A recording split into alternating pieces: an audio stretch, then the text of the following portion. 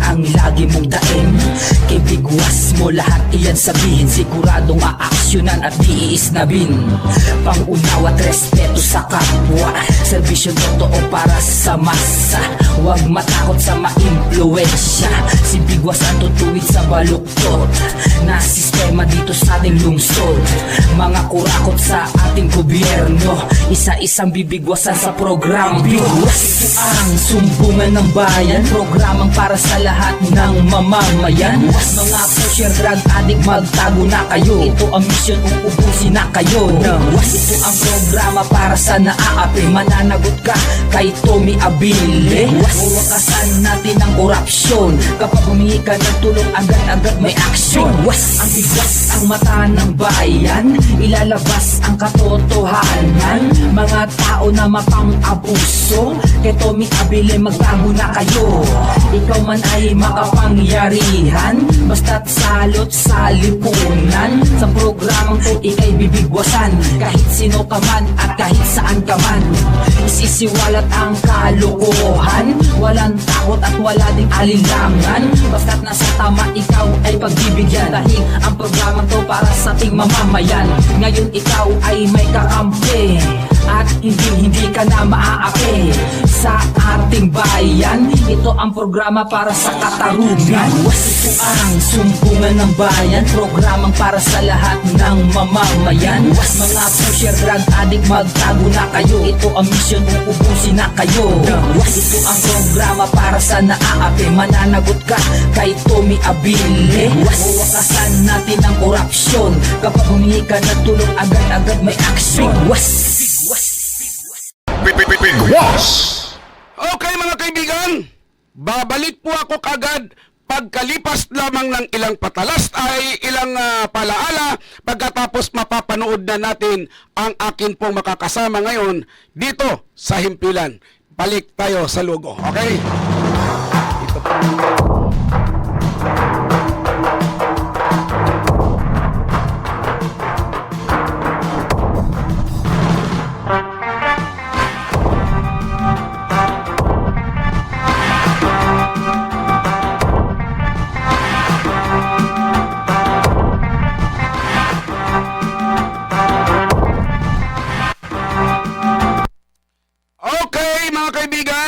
Ito, napapanood na ninyo ako ngayon uli at mayroon na akong kasama doon dito sa studio.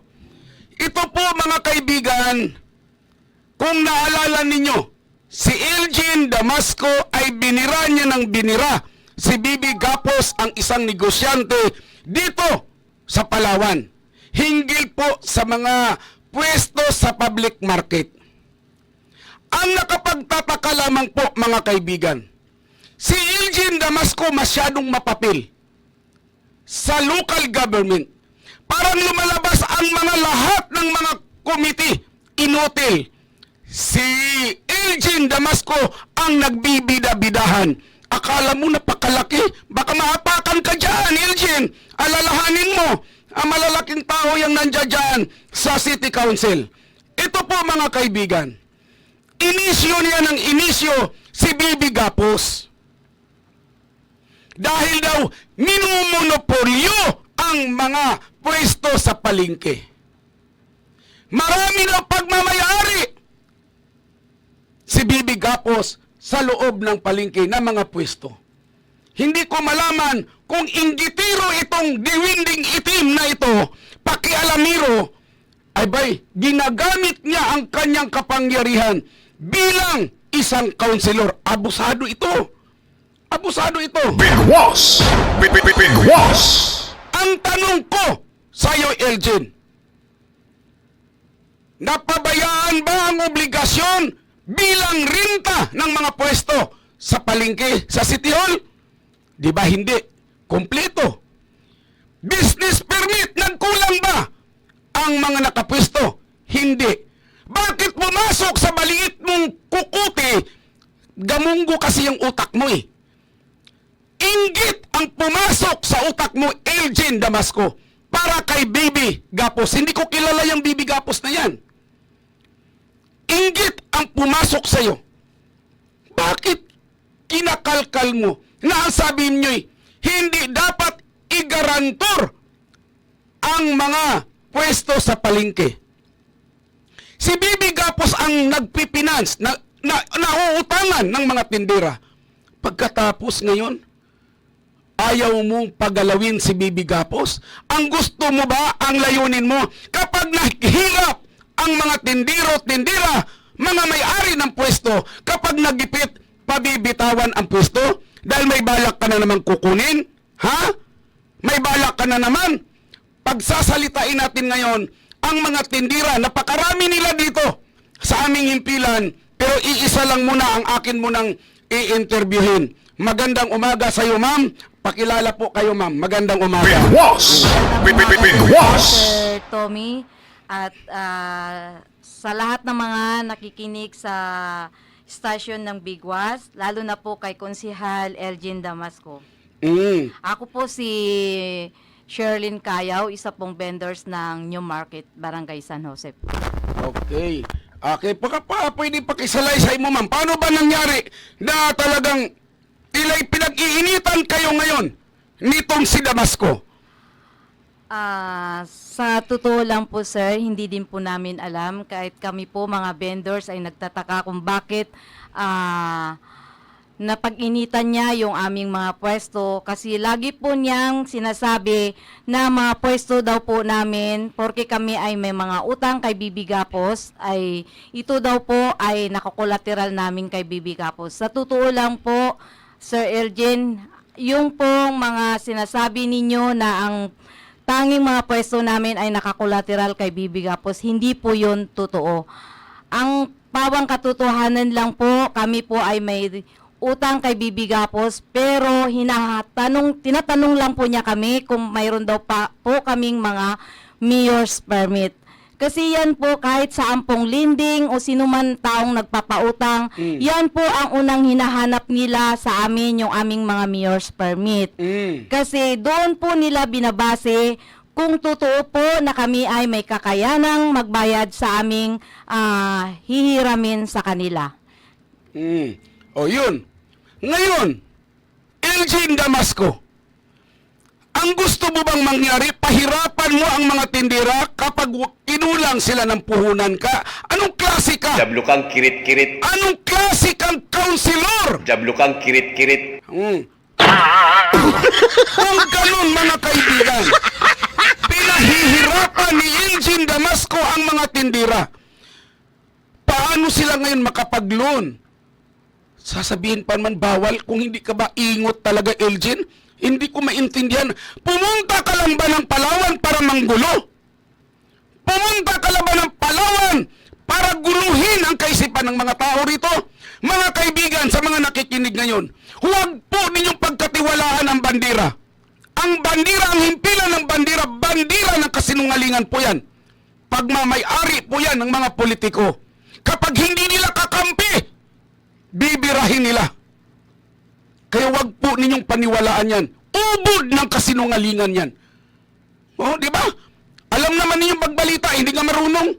Di ba kahapon, may nag-ano dito, na isang binata natagpo ang patay, palutang-lutang sa dagat, sa Rojas, Palawan, ito'y kinumpirma ng kanyang asawa.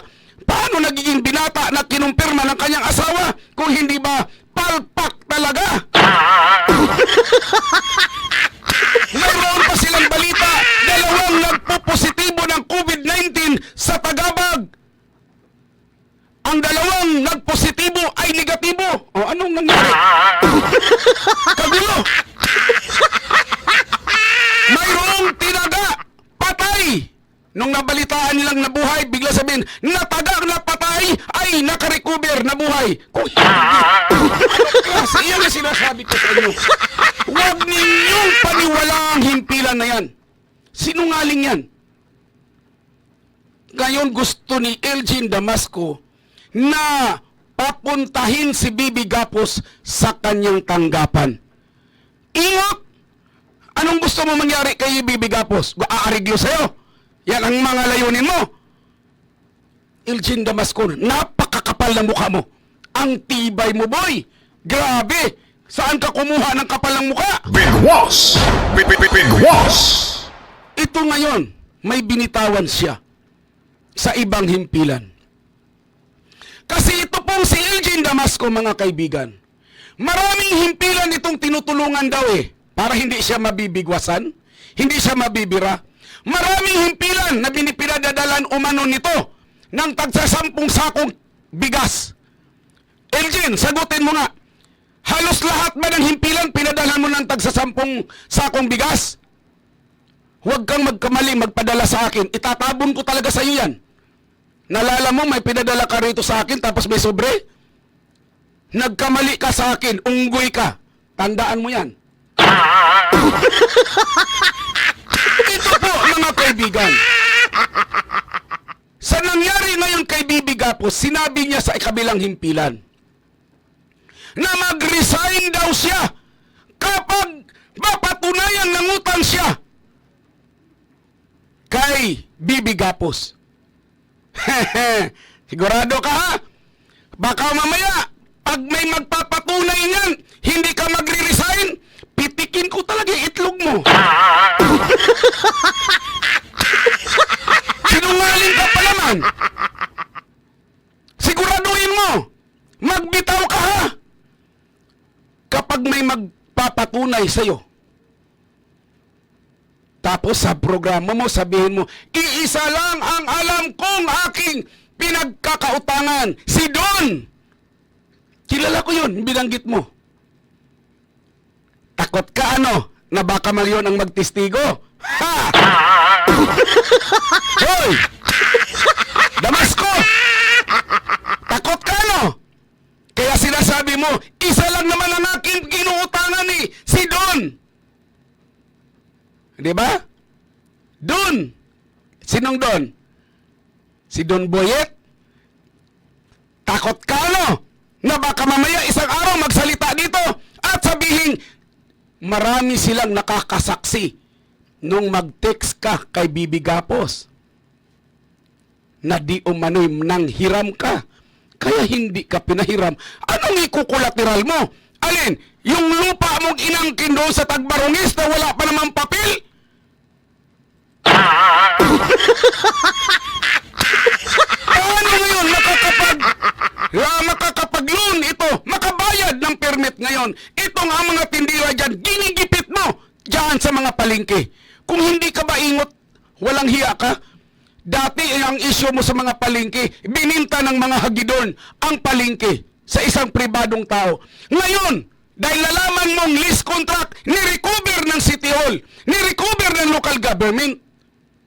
Nang na-recover na, hindi ka na nagsalita dahil hindi pala naibinta.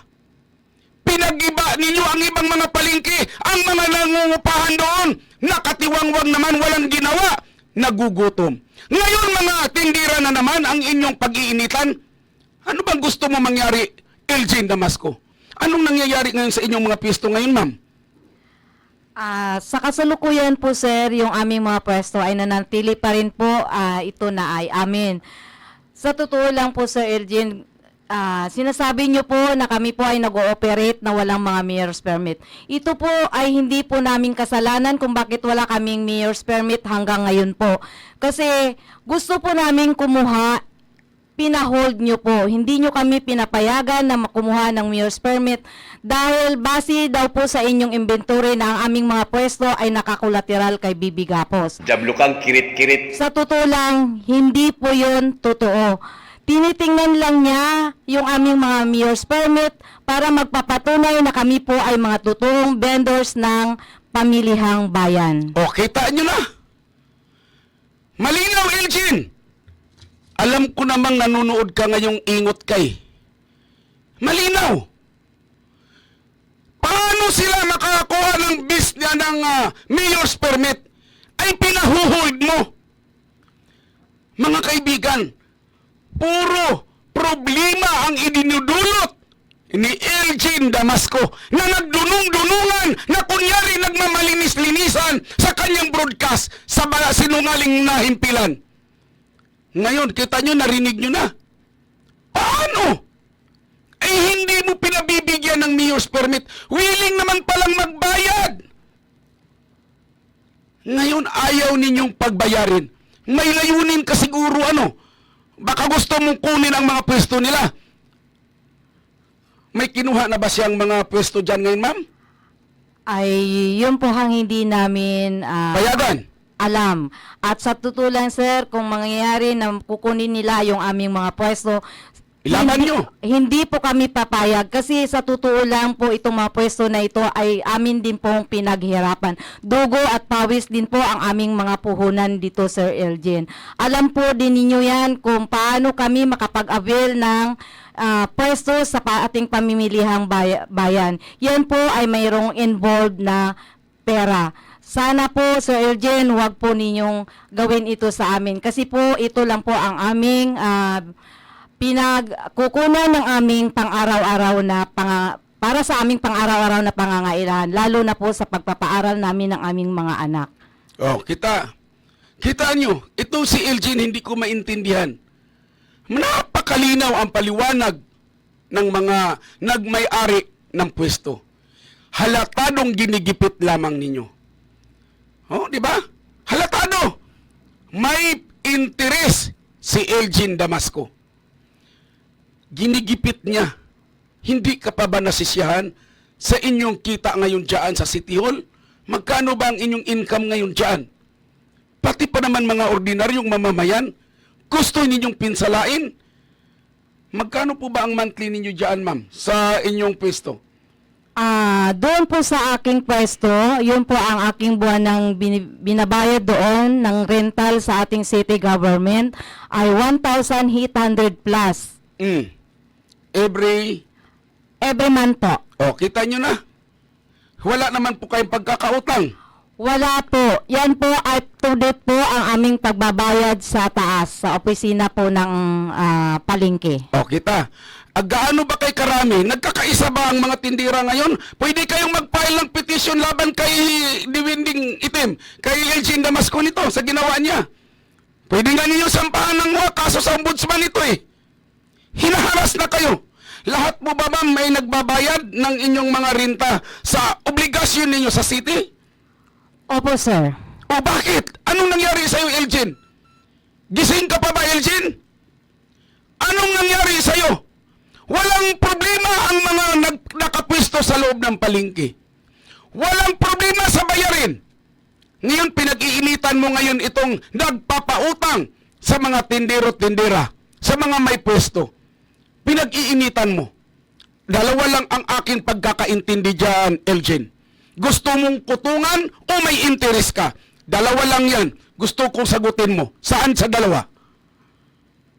Hindi ko malaman itong taong ito kung saang impyerno galing itong impaktong ito na nagtungo sa Palawan para linglangin ang mga kaisipan ng mamamayan. Papapaniwalain niyang matino siyang broadcaster. Wala naman palang alam. Nakakahiya ka. Meron ka bang gustong magsasalita, ma'am? Meron pa po. Sige. Mga kaibigan, babalik po ako kagad. Pagsasalitain natin yung iba pa. Napakarami nila dito. Kaya titingnan natin kung anong saloobin ng ibang mga tindira ngayon na nagtungo sa aming himpilan dahil sa kagagawan ng impaktong LG na ito. Hindi ka makatao. Hindi. Makahayop ka kapag ganun. Mas matino pa nga ata ang hayop. Magpakilala po kayo ngayon, ma'am. Maraming salamat. Good morning po.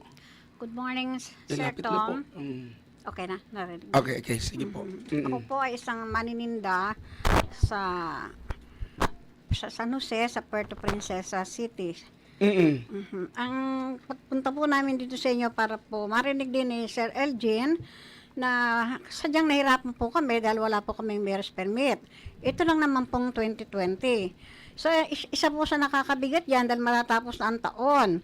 Siyempre, kailangan namin yun dahil naghahanap buhay kami. Yun lang naman po ang papel namin para makakuha rin kami sa ibang tao ng aming pangangailangan. Kung yun po ang hindi nila na ibibigay sa amin dahil po sa hindi namin malaman dahilan. Saan po kaya kami nakikiusap sa kanya na hindi naman dapat na mangyari yon dahil kawawa naman kami kasi yun lang naman po talaga ang aming pinakakatibayan dahil nagbabayad kami sa gobyerno. Pero yung pong aming monthly payment, binagawa po namin yon, inuobliga namin yon dahil obligasyon namin yon. Pero ito po, obligasyon namin para sa syudad. Na siya po namin hindi nakakawakan sa ngayon. Siyempre, lubaha pong napakabigat para sa amin dahil siyempre, epekto po, pag may nagtingin sa amin sa palengke, bakit wala kayong mayor's permit? Sinasagot po namin na hino-hold. Kasi yun po ang totoo. Bawal po yun. Nagbabayad naman kayo, di ba? Nagbabayad po kami ng buwan-buwan na renta Oh. na taas. Tapos hindi ninyo binigyan ng mayor's permit. Alam nyo po ba ang obligasyon yan? Nalala ko tuloy yung isang negosyo ng isang kilalang politiko sa Maynila. Dahil kalaban sa politika, hindi niya binigyan ng mayor's permit. Ang ginawa ng may-ari, yung negosyante, nagbayad ng nagbayad, may resibo. Kinasuhan sa ombudsman. Corruption pa rin po yun. Kasi nagbayad naman siya, bakit hindi niya ginampanan ang obligasyon bilang mayor's permit na dapat i-issue doon sa mga tao? Elgin Damasco, pinapahamak mo ang mga opisyal ng puerto.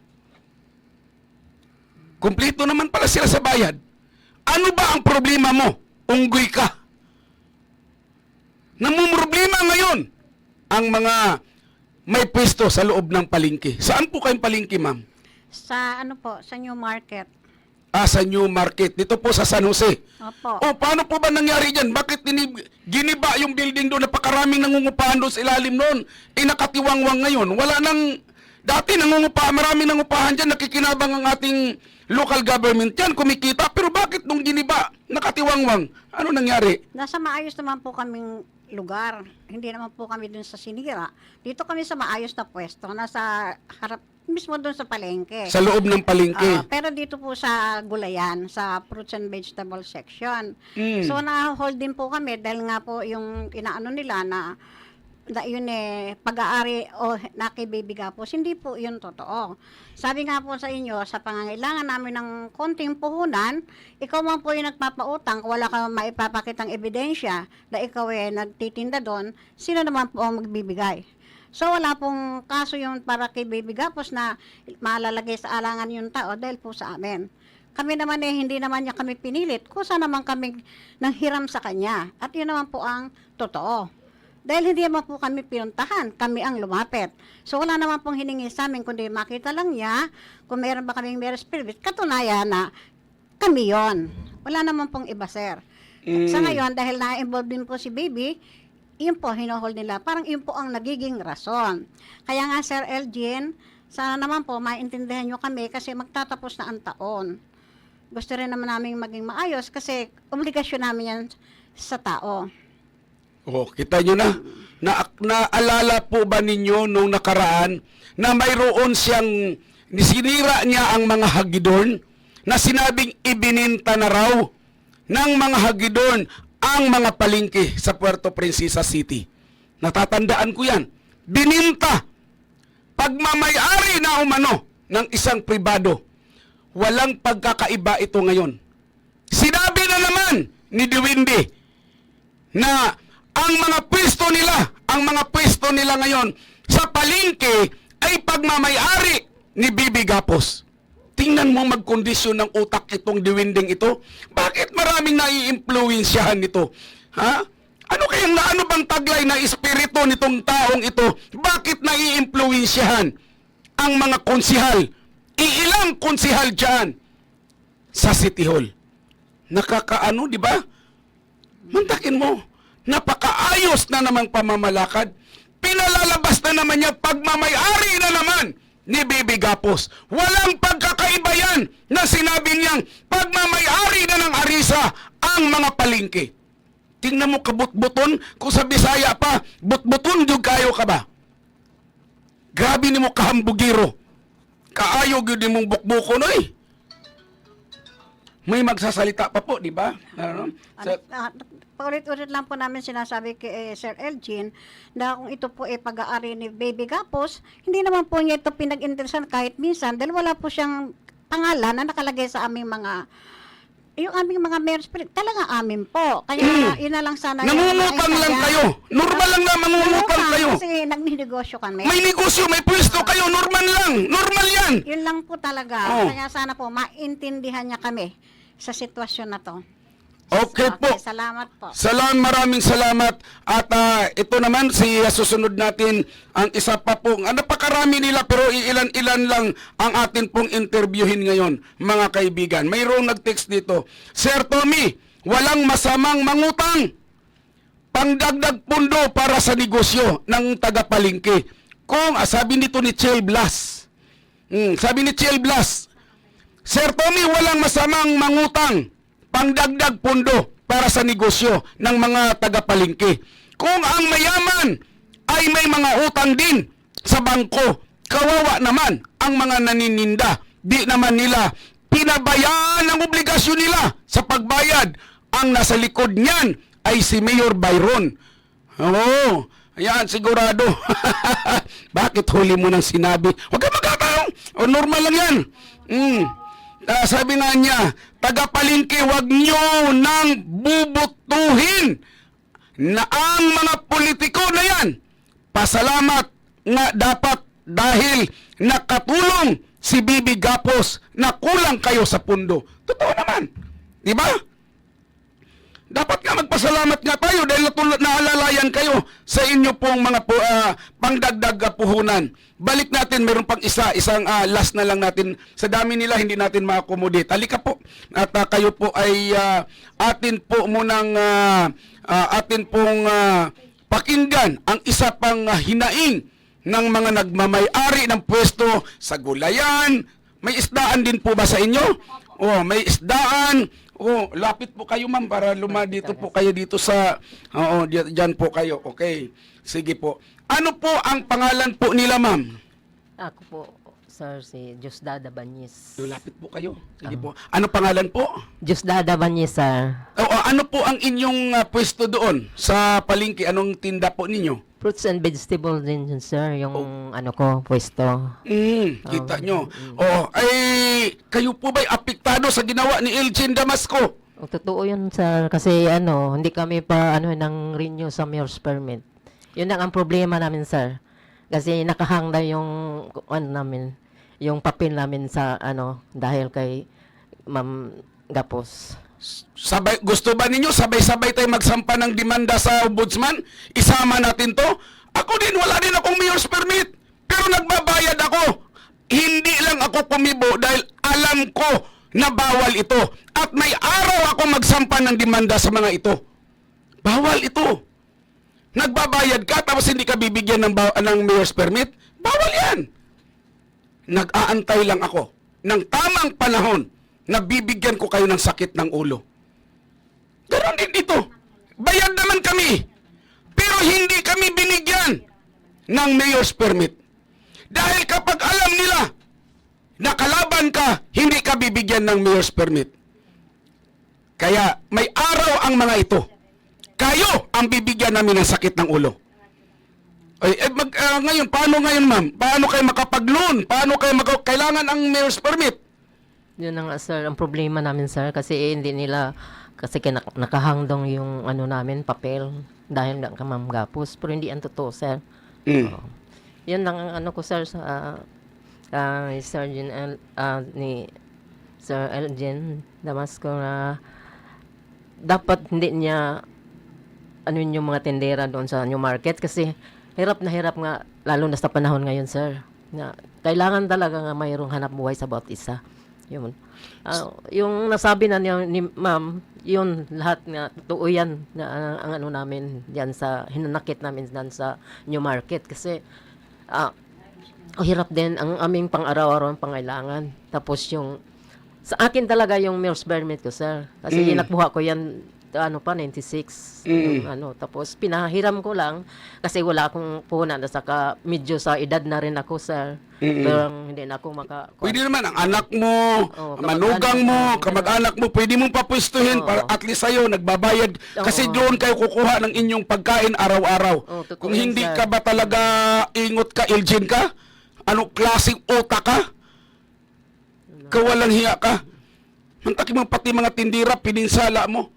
Eh anong gusto mo pala mangyari sa tanda na nila? Gusto mo sila pa rin makikita mo doon? Palibhasa kasi yung utak mo parang munggo lang kaliit. Kaya hindi mo naiintindihan yan.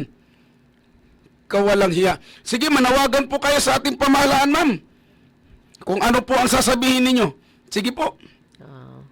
Nanawagan po ako sa inyong nandyan sa katungkulan nga kasi yung magbabayad sana kami ng mayor's permit, hindi nila tanggapin kasi nakahang daw yung papel namin doon kay Ma'am Gapos.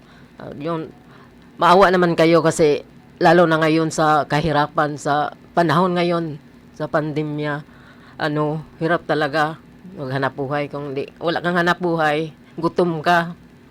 Salamat lang ako nga ngayon na dito kami nakaharap kay Sir nga na yung mga hinaing namin sa palengke. Yun lang, Sir. Wala akong masabi ng iba kasi nasabi na rin sa kasamahan namin nga totoo talaga nga sa akin yan yung mayor's permit. Kayo, mga politiko, hindi ba naaantig yung inyong mga puso? Hindi na natin intindihin si Elgin Damasco dahil tila'y maligno ang puso niyan. Pero kayong mga matitino, hindi ba kayo naaantig? Sunod-sunuran kay Elgin Damasco? Kawalang hiya ninyo. Maraming salamat po, ma'am. At hayaan nyo, ang aming himpilan ay tuloy-tuloy na makikipasusubaybay sa inyo. Huwag kayong mag-alala. At may hamon si Elgin Damasco na pag napatunayan, magre-resign ka. Gagawin namin lahat para mag-resign ka. Pag hindi ka mag-resign, tusukin ko yung ngala-ngala mo. Tingnan natin. Sige, ma'am, maraming salamat po. Maraming salamat din, Sir, kasi na yung kuha namin. Na namin yung Okay po. hinanakit namin, Sir. Sige po. Maraming salamat. Okay po. At doon pa. Ngayon po, mga kaibigan, at ang oras po natin ngayon ay alas 11:02 na po ng umaga at tanghali. Alam nyo na po ang nangyayari dito sa Palawan. Nagiging sumbungan na po ang aming himpilan. Kawawang-kawawa ang mga may pwesto. Bigwas! Bigwas! Kabyado ni Elgin Damasco. DWOKFM 107.9 ang Bigwas Station. Was